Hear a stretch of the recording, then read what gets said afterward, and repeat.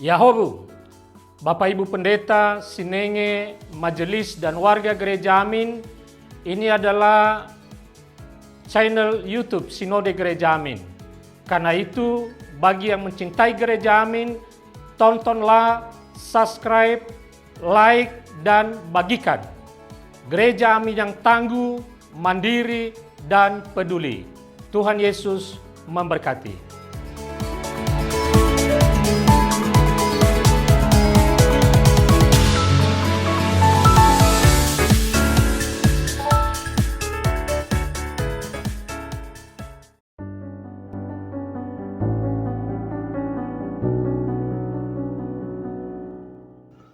Sahabat muda, senang dapat menjumpai kalian dalam acara Youth for Christ. Saya Pendeta Fosawatu Zaluhu dari Gereja Nia Keriso Protestan Indonesia atau GNKP Indonesia, Jemaat Epifania Jakarta, anggota PKI Wilayah DKI Jakarta. Renungan kita kali ini berjudul Imam Besar yang Turut Menderita, yang didasarkan pada Ibrani 4 ayat 14 sampai pasal 5 ayatnya yang ke-10. Sahabat muda, sebelumnya marilah kita berdoa. Ya Tuhan, kami akan memulai pemberitaan firman ini.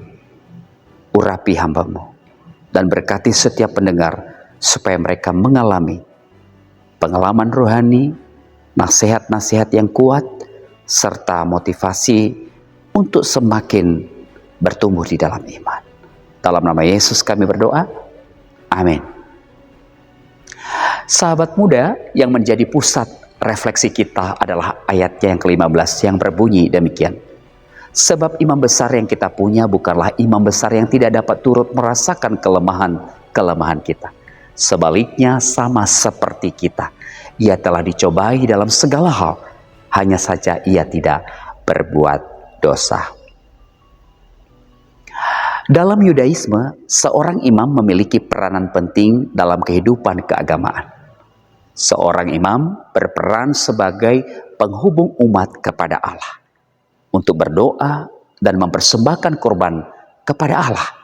Umat hanya dapat melakukannya melalui imam.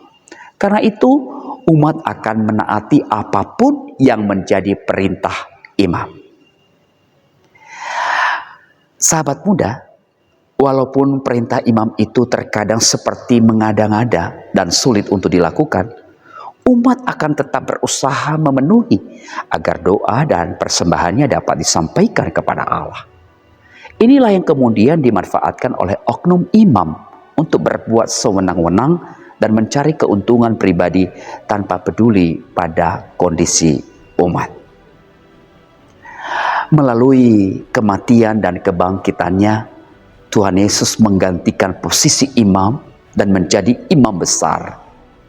Umat tidak lagi perlu berdoa dan memberikan persembahan melalui para imam di dunia. Surat Ibrani menggambarkan perbedaan antara imam Yahudi dan Tuhan Yesus Kristus sebagai imam besar. Sahabat muda, imam Yahudi tidak peduli dengan kesusahan umat dan justru memanfaatkan umat untuk kepentingan pribadi. Berbeda dengan itu, Yesus Kristus adalah imam besar yang turut merasakan penderitaan umat. Ia memahami apa yang menjadi kebutuhan umat. Sebagai imam besar, Yesus Kristus bahkan memberikan dirinya sendiri sebagai korban untuk menebus manusia dari dosa. Yud, kita bersyukur dianugerahkan imam besar yang memahami segala pergumulan dan penderitaan kita. Ia tidak menuntut korban apapun dari kita. Sebaliknya, ia memberi dirinya sendiri menjadi korban penebusan bagi kita sekali untuk selamanya.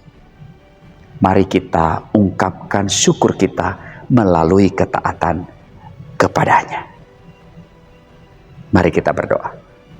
Terima kasih Tuhan atas kesempatan memberitakan firman dan kesempatan bagi pendengar, penonton, para sahabat muda yang menikmati pemberitaan ini.